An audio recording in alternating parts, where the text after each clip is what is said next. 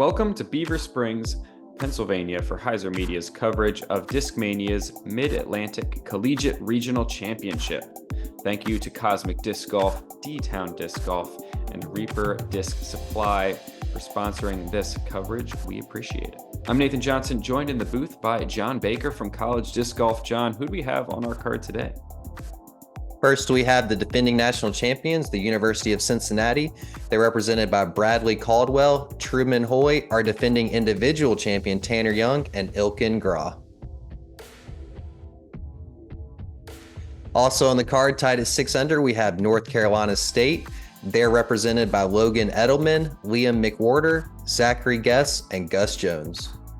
Should be a super exciting card for us today. John, can you tell us a little bit more about the rules of college disc golf? Yeah, so for college disc golf, we play a unique team format. The teams are 4-person teams. They're split into 2 pairs. One pair will take all the even holes. The other pair will take all of the odd holes. And then depending on what the hole number is, the even or odd pair tees off. From there, the next pair alternates to play the best shot of the pair that teed off, and then they just keep alternating back and forth until the hole is completed. And then no matter who putts out on the hole, it always starts with the odd or even pair based upon the hole number. Here we have a great example of a par 4. As you know, it's hole 1, so we see the odd pair teeing off. Then from there, the even pair will decide which of the better shots to play from. It's alternating and best shot doubles kind of combined in one. You see here that the even pair for the red team threw up, so they'll have a putt for birdie. The odd pair for the blue team wasn't able to cash that in, so that's looking at 4 strokes for the blue team and 3 for the red team. So we have the red team scoring a 3, getting a birdie, and the blue team scoring a 4, getting the even par. Great explanation. I'm sure for those who aren't familiar, will be not too hard to follow along. You'll get the hang of it shortly, I promise. Jumping in here at the beautiful Faylor Lake course, we're playing the gold layout here. Starting off on hole 1, it's a par 4 at 540 feet. You're trying to just throw something straight with maybe a little bit of left finish off the tee, and then another left moving shot coming into the green, and hopefully to pick up a birdie and get moving in the right direction. I do have to say I love the Wolfpack jerseys there. NC State always seems to be coming fresh to all the events. Yeah, we love to see it. All right, so teeing off first, we've got the University of Cincinnati. That was Ilkin Groh with his tee shot. A little bit left, catches a tree towards the end of the flight. Looks like he will end up paired with Tanner Young, who's teeing off now as you said, at the odd grouping for Cincinnati.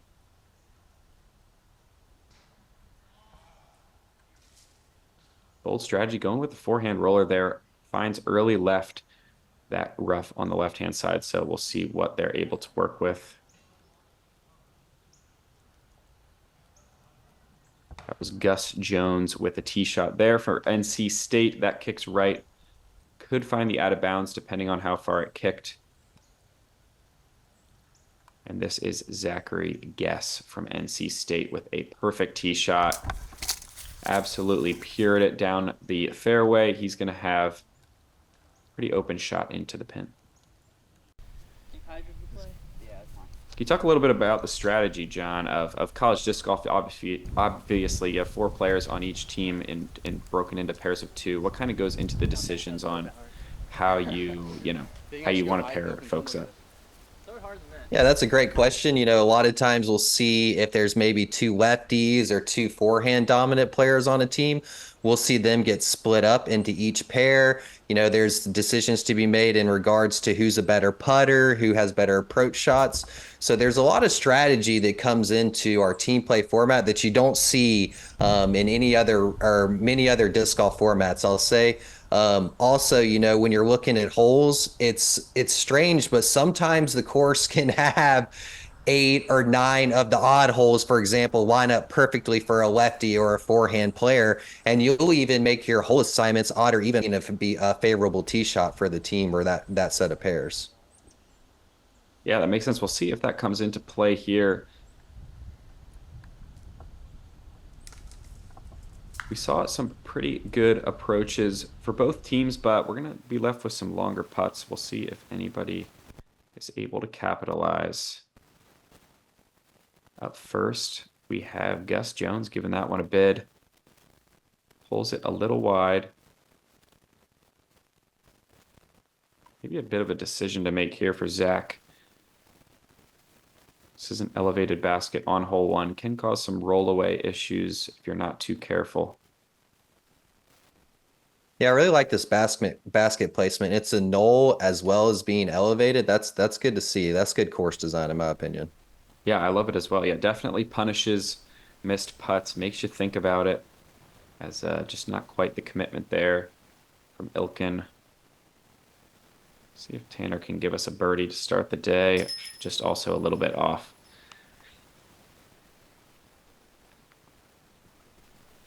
Worth mentioning too, we are playing to the white baskets, the longer layout. If you do see blue baskets on the course, those will not be in play for this event, or at least for this round of this event.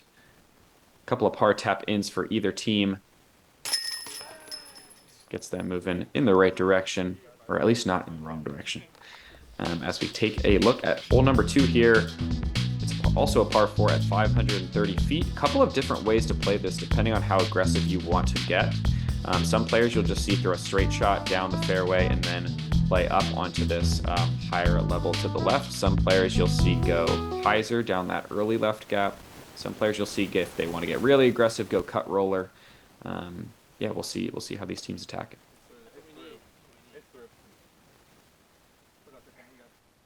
Looks like Bradley sawed that off a little bit. He is one of 2 returning players for Cincinnati on this team from the national championship team last year. Tanner Young being the other one. Yeah, this is Truman Hoy there with the shot from Cincinnati. Looks a little bit better. It's going to come up a little short, so we'll see what he has going into the green there. This is Liam McWhorter coming up next for NC State. A little bit of an early release there, but a favorable kick keeps him in the fairway.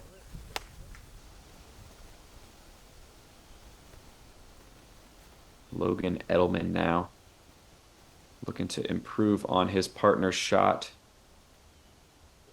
Comes out a bit low, but still keeps him in the fairway. So we'll still have a chance, an outside chance, I would say, to get up and down here. This shot is going to play pretty far, going uphill into this green, but still reachable as long as you find yourself on the fairway.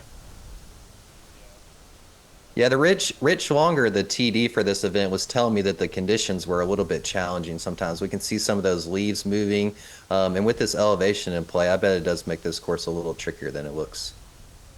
Yeah, it's rare to find a truly calm day at Faylor Lake, especially on tournament day. I don't know what it is, but I feel like every time there's a tournament out there, it's either raining or it's windy or it's just not fun to play. And so maybe next year we'll get better luck as far as the conditions go. As we see a great shot coming in here, I believe that was Tanner Young with the forehand.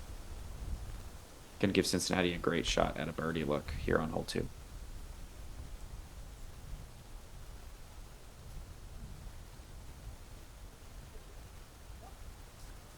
Nice shot there from Ilkin as well, but they're not going to need it after Tanner's shot pretty much based it. So NC State here now with an outside look, trying to match that birdie.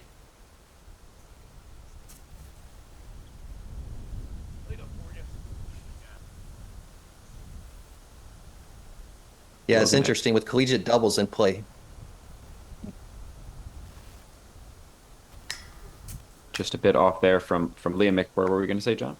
I was just going to say that whenever your partner's as close as we saw Cincinnati there, a lot of times in collegiate doubles, it gives you the green light. You know, as players who are experienced playing regular doubles, best shot doubles, you really get that green light to attack the basket. I know that was a little far for the disc hats there, but you'd really like to see you give your teammate opportunity to really go for it in those situations.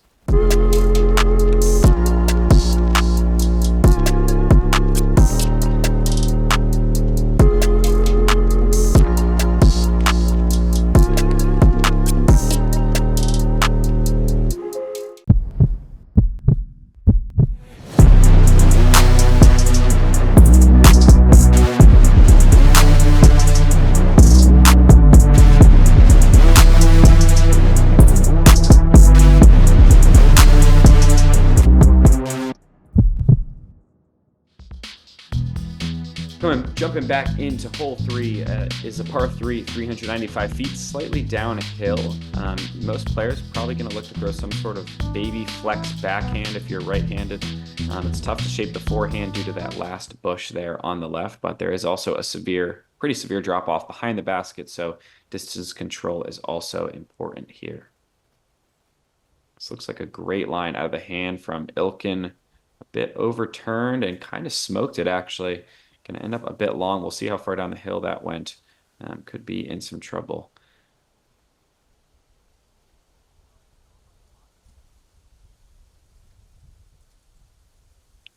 We see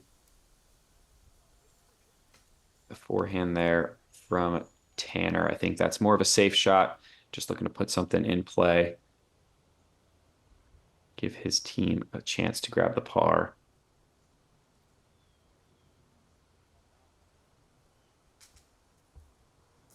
Really nice shot here from NC State. I think that was Gus Jones.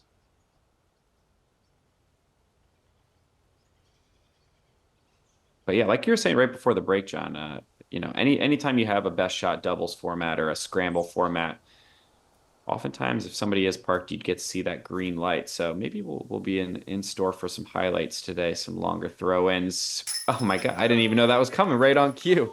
You see a nice long putt there from Truman Hoy. Gets Cincinnati on the board. Yeah, you can see Ilkin give him that high five too. We love seeing that energy from the collegiate players. Nice tap in there. You still call it a star frame if both the teams get the birdie in college doubles? Yes, we will. We'll still call that a star frame for sure. It was nice to see that Cincinnati wasn't giving up any ground there because with NC State having that short of a putt, it was a big putt from Cincinnati. That pressure was on for that one. Yeah, love to see it. Heading into hole 4, par 4, 670 tee shot. You're looking to throw something straight with a little bit of right finish. And then you have a very tight tunnel shot into the green. Sometimes you'll see players go up and over depending on where your tee shot lands. Because the options can be limited with this low ceiling approach. So this looks like a great tee shot, though, to start things off. Yeah, that was a buttery smooth forehand from Truman. I really like that shot. Yeah, hard to honestly put it in a much better spot than that. We'll see if Bradley decides to get a little more aggressive, also opting for that forehand line. It's a great shot as well, though. They're going to have some options when they get up there.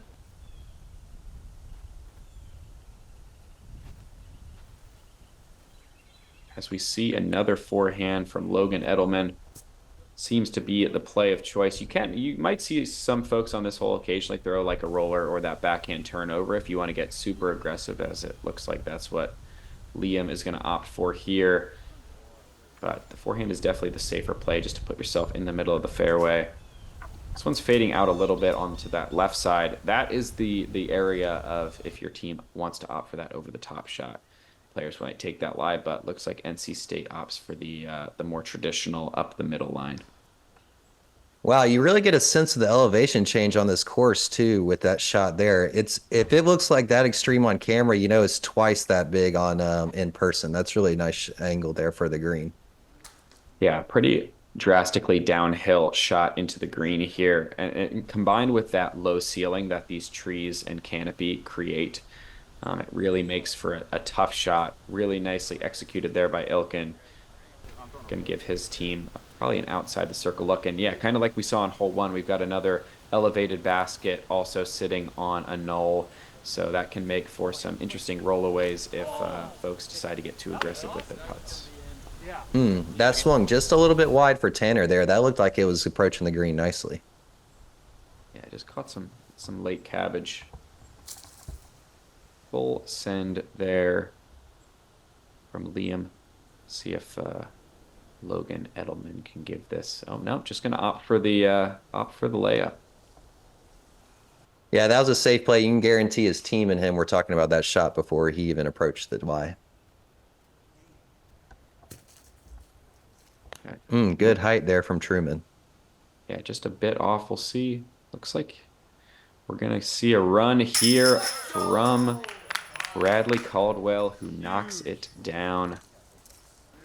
Great putt there. Cincinnati starting to get on a bit of a roll here. I believe that's 3 birdies in a row for them. Heading into hole 5 is a par 3, 334 feet, significantly uphill, so definitely plays a little farther than that. It's pretty much a dead straight tunnel shot. There is a left gap if you want to play for a turnover or forehand, which is a little bigger, but hard to get the disc all the way.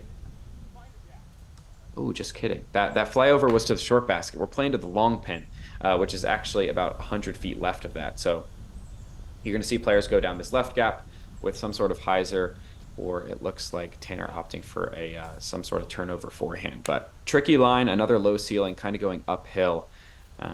Got a couple late trees to miss as well.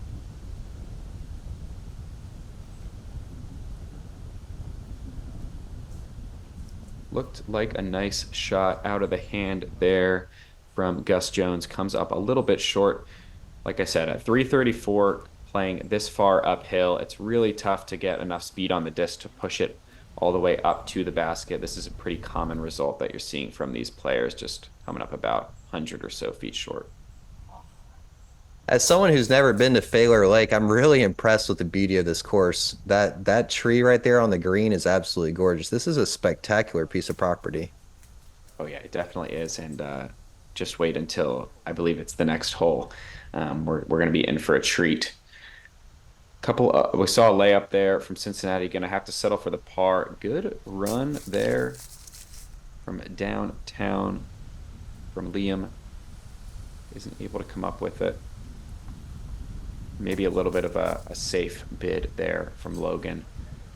Just making sure keep his team close, secure the par. It's definitely the balance of doubles, right? You know, obviously you want to be aggressive, want to score well, but don't want to put your other two teammates in a difficult position. 100%. And here we go, hole 6. I mean, just look at that tee shot. It's absolutely spectacular. 1,010 feet, par 4, probably over 100 feet downhill.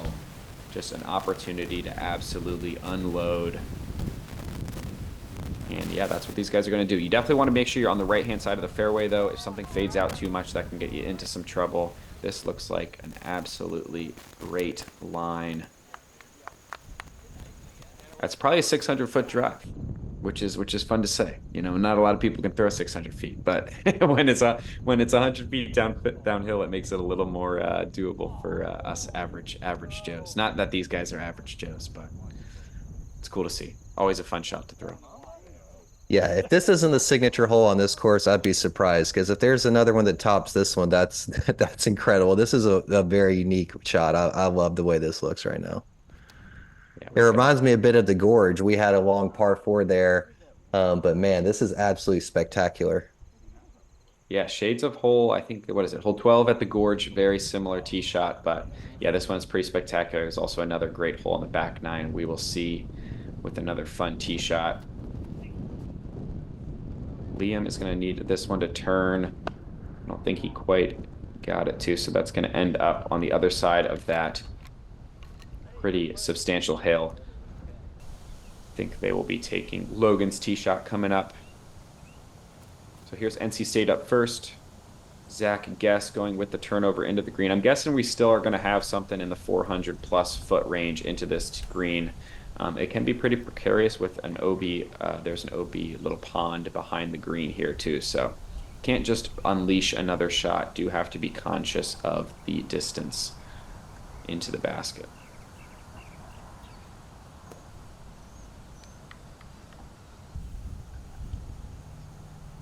Wide open angle here for Ilkin. Let's see what he can do with it. He was our individual champion from this event, shooting an impressive 12 under to take home the title by 3 strokes.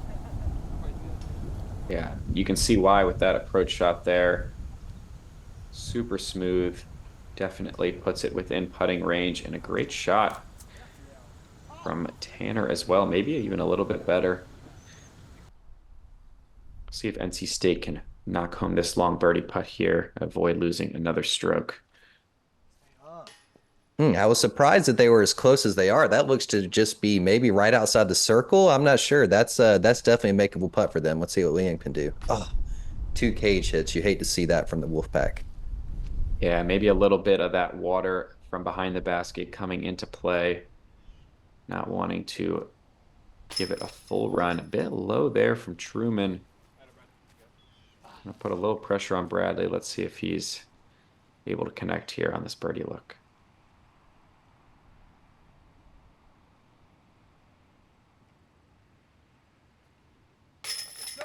Nice commitment there, high in the chains, able to connect. Love to see it. NC State able to tap in that par as we head into hole 7, par 4, 555 over that OB pond, looking to land somewhere near the mouth of the gap that you're going to throw down for the second shot. Another tight tunnel in towards the green. Most players are going to opt for the forehand if you've got it. Something like this from Tanner is pretty much perfect.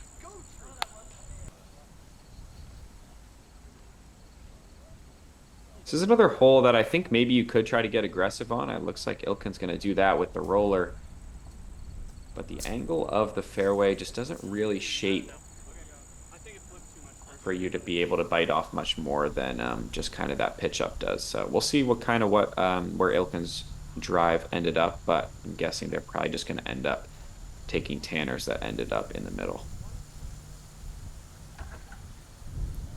Couple of little air bounces there with the leaves and moving around as they are. You can really see that this was a brisk day here in Pennsylvania. Oh yeah, yeah. Any October day in in central Pennsylvania, you're definitely going to want to bundle up. That shot looked a little bit overturned there from Zach Guess. Going to have to opt for the first one. This kind of pinches off the angle. This tee shot from Gus almost went a little too deep. They're going to have to throw a pretty tight hyzer if they want to get all the way up into the green. You can see that was what Logan was going for there, but just caught one of those trees on the backside. Yeah, it looks like another placement shot on this course. We've seen quite a few of these par fours that are really placement dependent on how you can attack the green on your second shot. Yeah, some pretty I would say drastic angles, on these par fours kind of lend to that. Where yeah, if you're not in this kind of circle one sized spot on the green, it really limits your options. So Cincinnati did a good job of placing that tee shot in the perfect spot. And this is a super smooth approach from Truman Hoy, going to give them a great shot at another birdie coming up.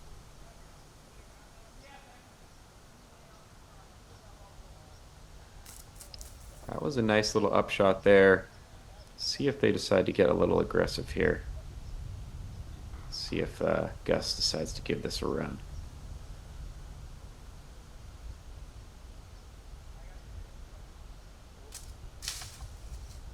Going with the forehand, definitely gave it the height. We appreciate that, but a little too much height there. Catches some cabbage.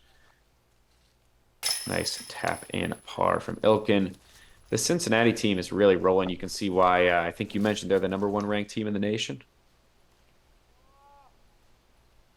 Yep, they're our defending champions from earlier this year at the 2023 College Disc Golf National Championships, and they've held on to that #1 ranking by playing consistently all season so far. We love to see it. Heading in here to hole number 8. It's a par 5, 1,080 feet. Another beautiful signature hole on this course. Tee shot, you're looking to clear that water just to put yourself in position to pitch up to the mouth for your second shot, and then a tight tunnel shot into that peninsula green sets up for just an absolute gorgeous hole. This tee shot is nice because you can kind of decide how aggressive you want to get, right? You could play it straight down the fairway that you see in front, or you can try to cut the corner depending on how much distance you have. Very fun, but also a bit stressful shot to throw. This looks like a great shot from Tanner. Lands down in the flat. Going to set his team up nicely for their second shot. Yeah, would you say you'd rather be up on that hill, or do you want to be in the flat where we saw Truman just land, Nathan? Where's the angle you want to land? What's the best drive here? It really doesn't matter. I think anything in the flat, like down here, is just fine. These players I think you would rather err on the side of going too far than coming up short in the water or being on the front side of that hill you see. So I think all of these drives are going to work out just fine. This hole is really a true par five. It's hard to access that green in two shots. So both of these drives are in a great spot. Now we're just going to see those players kind of pitch up to the mouth into the green, and attack from there.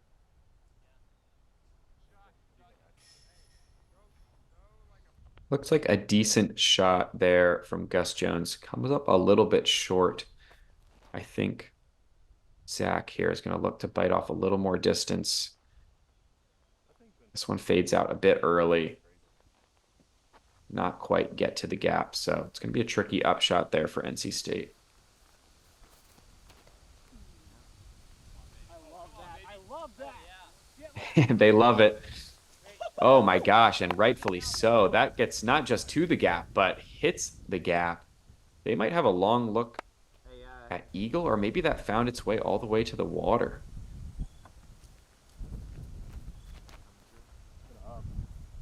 Wow, if that was the lie for Cincinnati, I'm shocked to see that. I know they've had a great start, five down through 7, and I know they'd like to keep attacking. That shot did not deserve to end up in the water, in my opinion. That was pured by Ilkin there. Yeah, almost too good of a shot. Like I said, and on the whole flyover, this green is a bit of a peninsula, so the water does come back into play at the end here, but yeah, just almost too good of a shot. Looks like they're going to opt for this one, this lie back down the fairway, but yeah, it's definitely safe to assume that Ilkin was out of bounds then on their second shot. Disappointing. Let's see if Truman can get it close to the basket. yeah, tricky little forehand turnover here into the green. This looks like a nice shape. Just a bit low, catches those left side trees, so it's going to be a long birdie putt coming up. But NC State will take a crack at it first. Here's Zach Guess. Good line on that one, just comes up a bit short. Looks like the wind's kind of blowing a bit too, coming off the lake. Make things tricky and just catches a limb there for Gus.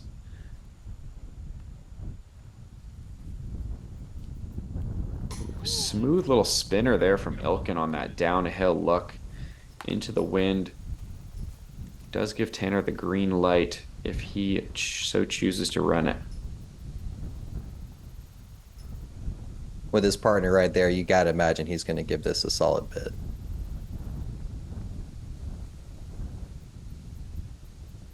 Gives it the spinner. Definitely had the height. Valiant effort, but comes up a bit wide. So a couple of tap-in pars here for both teams. As we jump ahead to hole number 9, last hole of the front 9. It's par 3, 350 feet, pretty much dead straight down this tunnel onto an elevated basket kind of perched up on this log. It's a nice little feature. I think it shapes well for just like a slightly turning backhand. Ilkin doesn't quite get the turn out of this one, catches a limb. It's going to drop by that short basket. This hole plays a little farther than expected, I would just say. It's slightly uphill. Go ahead, John. I was just going to say, I've been really impressed by Ilkin's form. This is the first time I've seen him as he wasn't on their national championship team last year, but I've been impressed by his smooth drives, smooth putts. He's really got some great technique. Yeah, definitely very much in control of his game. Gus looked down. You could tell he was a little disappointed after that one. Yeah, not a bad line. Just came out a little bit low. Keeps them in the fairway, though. Let's see if Zach can improve on it.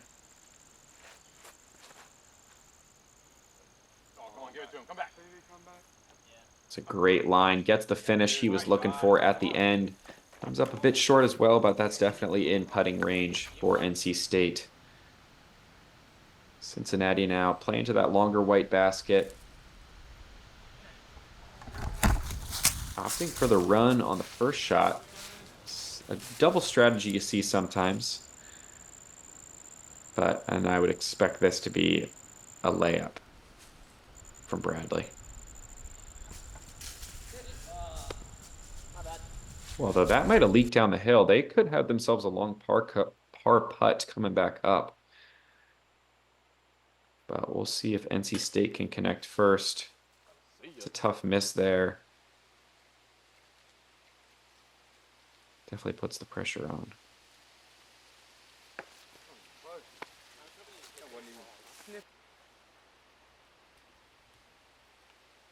Got a long par comebacker now for Cincinnati after a couple of errant upshots. Tanner Young, though, unfazed, able to knock that one down to keep his team at 11 under. And a 4-stroke lead over NC State. We do have 26 other teams in this tournament, though, so plenty of golf happening all around this beautiful Faylor Lake disc golf property. Plenty of action still going on as we take a look at our shot of the round contender, that long birdie putt from Truman Hoy on the par 3 third. Thank you to the Norse gods as well as our Patreon family for making this coverage possible. Come on back for the back 9. We got 9 more holes here at Faylor Lake in this year's Mid-Atlantic Collegiate Regional Championship. We'll see you over there.